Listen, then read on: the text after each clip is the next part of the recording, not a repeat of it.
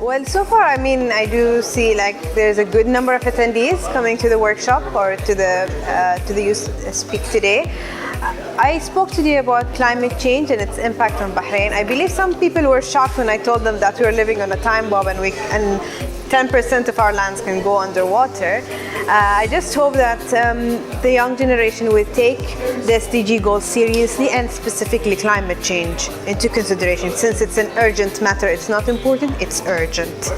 My name is Suad Halwachi. I came to this conference because I wanted to speak about my idea of how a school should be. Because if you ingrained all the SDGs in the mind of the students from their littlehood, 4-year-old knowing about gender equality, 4-year-old knowing about climate change, 4-year-old knowing about how an education system should be, then when these guys grow up, they're really, really going to make a difference in the world.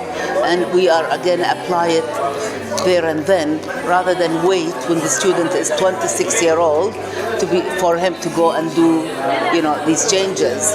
So the new school that I'm proposing should have no boundary wall, should have open classrooms, should have a dialogue type of teaching, should have gender equality, should not look at the student as a black or white, as a Muslim or Christian, or a man or a woman.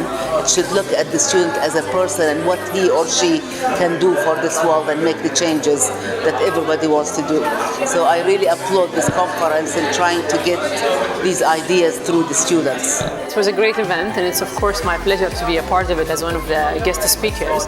And I think it's very important that Bahrain focuses on UN global issues, especially the 3 pillars that were discussed here: the gender equality and quality education and climate change, which was my part. It was really delightful to share upon my experience as the first Bahraini woman to visit Antarctica and the Antarctica and the Arctic, and also climb Kilimanjaro mountain.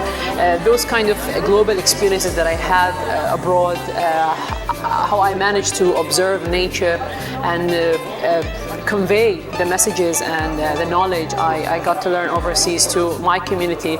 It was definitely a privilege. And I was so happy to see the interaction from youth themselves and students who were really curious about those global issues. I think it is time to take action and work towards serious change.